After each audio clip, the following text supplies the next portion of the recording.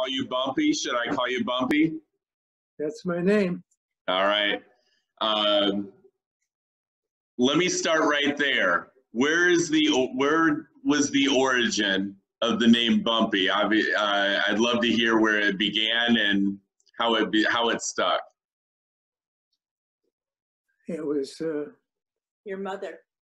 my mother and brothers started calling me that, and I kept it all my life.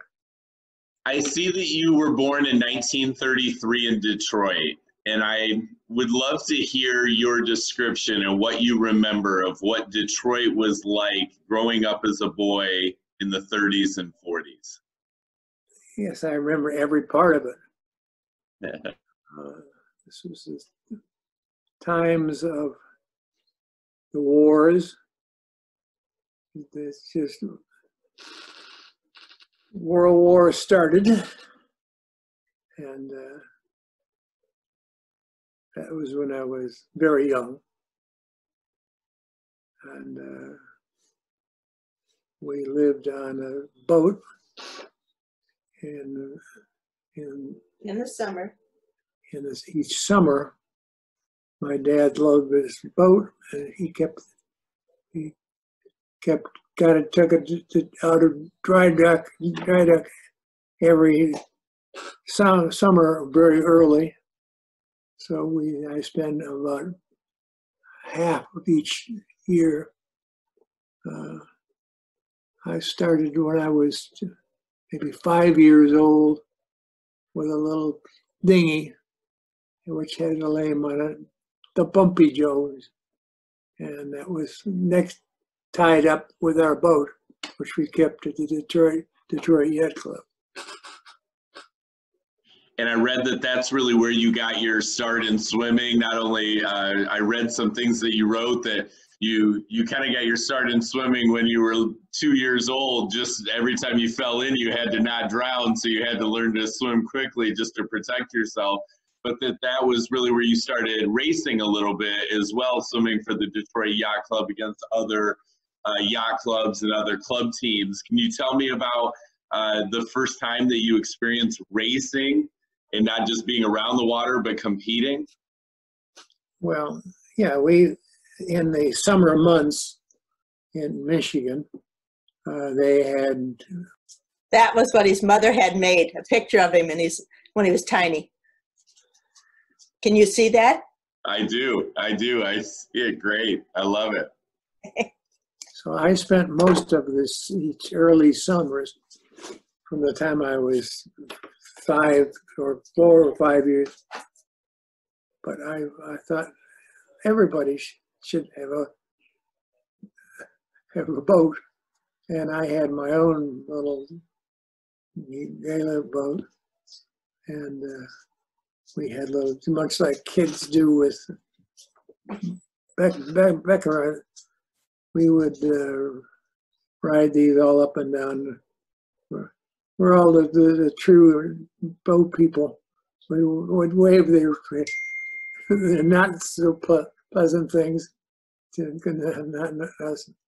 But I did that from I was 8 o'clock, from I was 8, and then until the next 15 to 16 years. That's where I really did a lot of swimming. We were in and out of a boat, and until I started going to the Mann camp. He's the one in Detroit. I read that you had a very important decision, that your mom and dad came to you and said they wanted you to kind of choose a path around age 12, and that it was either going to be a musical career, and I understand that you played the saxophone and the piano a bit, and you had to choose between chasing a music career and chasing a swimming career. And this was about the same time that Mann came into your life, and Camp Chikopi and some of those things that you went on to do. Tell me about that decision and how you made, that decision to say, I'm going to pursue swimming. Well, it was a tough decision. I was a decision I had, even in my grade school, I had played the saxophone, and but I spent a lot of time doing that from the time I was about probably 4 or 5 years old. And I sort of thought that everybody did that. I didn't know it was very crazy just to be a trombone player, but I was. But it didn't have anything to do with the swimming at the time. My father.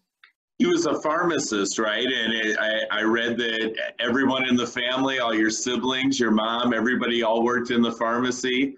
And I hear you made chocolate sodas. Was that your job at the pharmacy? Well, that was one of the things. Sure. The other thing was cigarettes. I can remember when I was probably about 9 or 10 years old. I had some to selling the cigarettes. None of my family smoked, and I didn't smoke, but that was a good way to do it. I read a really interesting quote that you wrote where you said that Mann adopted you as a difficult and uncooperative son. Tell me more about the relationship between you and Coach Mann. Oh, we had a good connection. He was a wonderful man, wonderfulness, and I would frequently, what I would do, even when I was early years of grade school, I would either get some to take me or to go up to where the University of Michigan was. And this is when I started going up in the days of, and would always go there, which they did with a lot of other young swimmers. It was a good way to teach them. And how old were you at this time? Like 14, 15 years old? I read that you were swimming with the Michigan swim team and they're All-Americans when you were a boy. Yeah, that's about right.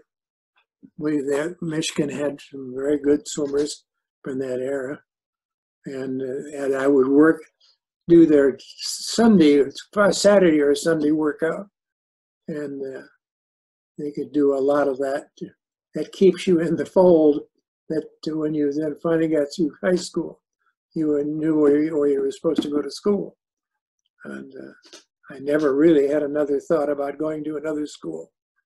I don't know if Mike... even though later on I did run across some people who were... I don't know if the coach at Ohio State knew that they didn't have a chance to get you. They sure tried, right? I think so. Yeah. But well, I wanted to get to that in a second, but I had definitely a ton of questions for you here that about kind of what happened next year. So you're training at Michigan, on the weekends, and you're developing as a young swimmer. And, one thing that I found in my research about you, Bumpy, is that one of the things that was really cool about the Detroit swimming scene at that time is it was well covered by the Detroit papers, and you may have been on the front end of this, but throughout the 50s and 60s and 70s, high school swimming was just a really, really big deal in the state of Michigan, and it was well covered. And so I've been able to find a number of great profiles that were written about you by the Detroit News and the Detroit Free Press in 1949 and 50, as you were just putting on a show nationally. And one of the things that I found just beginning our conversation with you was that really from the time you were a sophomore in high school, you were the best IM swimmer in America. And I read that you broke the national records throughout your sophomore and junior and senior year of high school in the 150 IM. This was before the introduction of the fourth stroke, but at a time in the early 50s, you were the best high school IMer in America throughout your high school career. Tell me about that time in your life and what that was like to be getting that attention for breaking national records. Well, we had we did have a lot of activity, and a lot of guys who were going to become very good swimmers. Unfortunately, they don't always go to from one to another. Even though most of them went to the University of Michigan, but some did not. Some went to other. But we still spent a lot of our with the camp, Mann's camp, and that's where we spend all of our summers. And I spent every summer from the time I was about 10 years old till I was 25 years old. And so it was a wonderful place to train. Well, there are reporters, there are people from the Detroit News and the Detroit paper. They still have the same name. And so invariably, you got, particularly if your team did well, and we did very well. And we've been not only in swimming in our high school, which now doesn't exist. It's been scrubbed away too bad, because it was a superb high school, not only for swimming, but for football and other things. They had some wonderful athletic guys. And being very fond of the school. He has all the boxes that his mother collected, every single newspaper clipping. We have them all. I love it. If I fell into that box, Bumpy, I probably wouldn't come out for about a month. I'd be interested in every single ribbon and medal that you saved. You know, one of the things, Bumpy, and I wouldn't expect you to remember every single one of these details, but I'm going to throw some stories out that I read about you, and maybe you can corroborate them for me or tell me if that sounds familiar to you.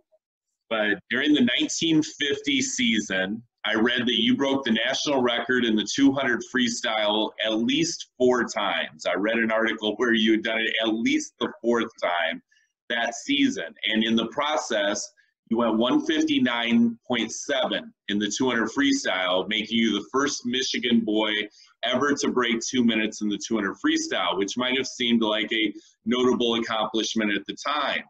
But it took another 9 years until a fellow named Owen Kleinschmidt came along from Ann Arbor High School, who would do it again in a sport where the sport was, in a time when the sport was changing so quickly, kids were getting so much faster.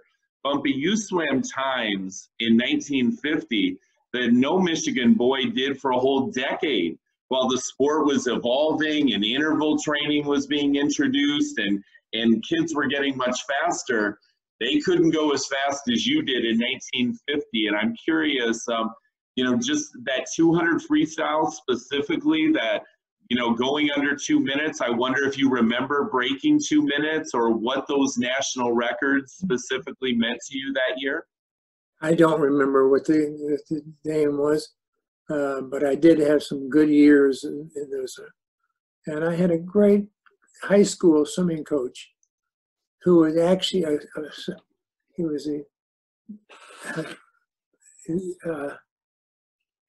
he didn't know anything about swimming, but he knew a lot about kids in school, and he would guide you, and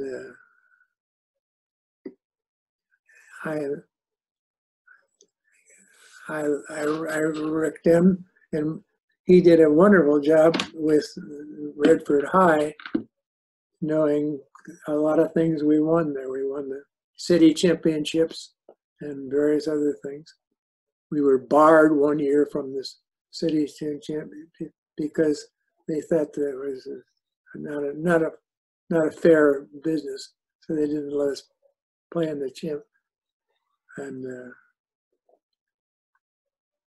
but it was a lovely way to start, because it was I went from high school to be with Mann and his word, and that's how I got connected with Michigan.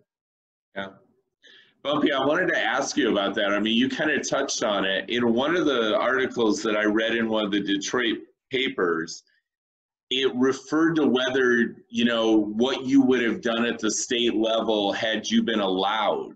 And I've spoken with other swimmers from the early 60s that mentioned to me that the Detroit schools were not even invited to swim at the state championships until right before they had started swimming. Mm-hmm. And it all makes sense, because I've been going through some of these state meet results and I can't find you in them. Had I not like stumbled across you in newspaper articles, I might have missed you because you weren't in state championship meet results. But then I found all this news coverage on you and found what you were doing in other meets.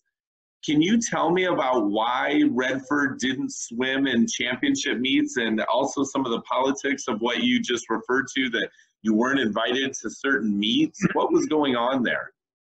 Well, there was this block. They didn't want, the other schools didn't want to have us in there to start with. And therefore, when they had a reason, they then took all these guys who went to school in Detroit City schools, couldn't be in the state championship. So consequently, I missed a lot of guys I ended up with in college with, who we kid constantly. They would say, how did you possibly get in there when you did? We did because we had a lot of very good swimmers, but that there was any place you was going to do it in your own home pool. I had a year-round practice that I was doing, but probably, in retrospect, may not have been allowed at that time. I don't know. Nobody has said, and then. I don't think there's any chance that they're going to go back and rule you ineligible for any practice violations that may have been committed during the 1949 season. We're not. I don't think there's any risk that we'll get you caught for any rule violations at this point. The statute of limitations has got to have passed on any of those practice rules. I wanted to ask you, in something that I read that you wrote, you referred to the Rouge pools. Are those the same pools that the 60s guys refer to as the Brennan Pools? Yeah, the Brennan Pool was what I remember. Yeah. I mean, when they talk about that facility, and obviously I know that you chose not to swim at the 1956 Olympic trials to pursue your medical school, but the 56 Olympic trials were held there, as were the 1960 Olympic trials, which had to have just been an amazing thing for any, Michigan affiliated swimmer, for the Olympic trials and the best swimmers in America to come to Detroit in those years, and to have a facility like the Brennan Pools with 3 50-meter pools there, that the city could enjoy year round, but that was actually a facility that the best swimmers in the country would come to decide who would represent them at the Olympics. That must have been pretty cool to have a facility like that in your city, and I know obviously that you swam there. Can you tell me about your memories of those Rouge pools, as you called them, or the Brennan Pools as I knew them? Yeah, we had lots of activity to compete all the time, except we couldn't beat the championships. So they kept blocking us on here, which at the time, didn't give a damn. We said, just another, we can still swim in another pool and set up and make that, and that goes nationwide, but it doesn't go through Detroit. So you and so they made all sorts of cockamamie dreamings of what we could do and couldn't do. But it was probably a good way to keep us together.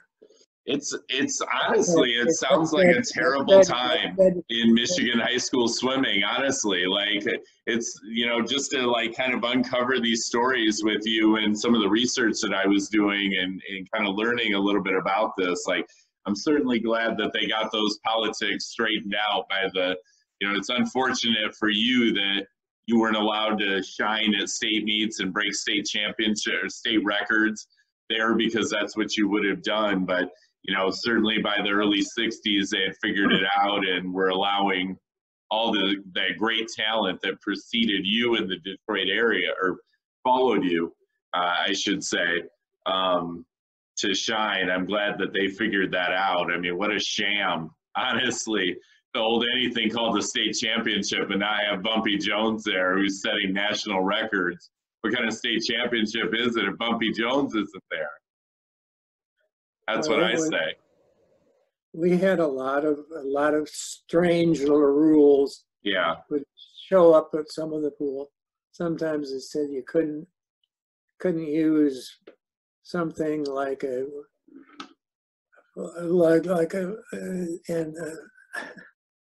would, you can't do this, you can't do this, and it didn't really affect our own plan.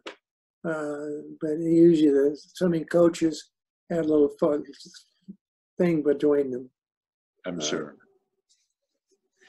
I wanted to ask you about this trip to Bermuda, where, I'm sorry, no, I want to get there. But first, I read that you went to Florida for the first time when you were 14.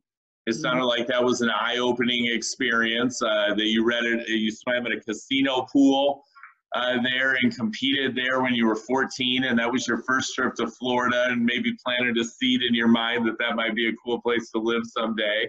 But that way, I read that was kind of an eye-opening experience for you. We would still be swimming either for the school it came out of or something else. But I got away from the ideas of somebody making in Detroit that you shouldn't do this and shouldn't do that. And it didn't really affect what we were doing, because we're going to do what we wanted to do anyway. I read that you won your first junior national championship in the 800 meters in Baltimore around the first summer in high school. So maybe, I think, around 15 years old. Do you remember going to Baltimore and winning that first junior national championship? I remember it very well, because it was, to me, a very big deal. When I got there that day, it was raining, and it was raining hard, and it rained the whole meet. Getting things boarding into the pool, and people worrying that you're getting killed in the pool. It's a lousy pool, I remember, but for me it was a really important pool because it was a national championship, and it was held, but an awful pool and very. What happened when you were swimming and it was raining? With the heat, whatever it was you did it at night, with this night late licking and breaking. About every 2 or 3 seconds, another bulb would go off, and they'd shower in the pool. They didn't really worry about us because they were losing all their little accurate things. In other words, as they were swimming, I remember him telling me this years ago, that it was pouring down rain and there were lights strung above the pool, and the light bulbs started popping, breaking over their head. And they just kept swimming. We just, I think the race was either a half, whatever it was still a national championship, and I had a chance to get it, and it was and I don't know that the pool is still. I doubt that it. Maybe if it was, I'm sure it's been broke, but it was in a very bad part of the city, and you really didn't want to be hanging around there once you were through. And it was all of these things were waiting till you get into school, into college, and which is what we were there for. So to summarize this whole experience, Bumpy, they sent you to a bad part of Baltimore. It was a terrible pool. It was raining. You swam too late at night. The rain was popping the light bulbs, but the only thing that mattered to you for those 800 meters was there was a national championship on the line, and there was something for you that came along with that, and that was potentially a college scholarship or an opportunity to further your life. All these other factors that were going around didn't matter because of what was at stake. Did I summarize that fairly accurately? Yeah, prior to that thing, I had not had any real exposures to various, and this was a chance to, and then you can start to look at the little swimming rule coming up, people that you were going to meet later on, but I didn't know any of them. So it didn't make any difference whether they knew me or I knew them. These were in early years of swimming. Nobody really paid much attention to who it was and who was doing it.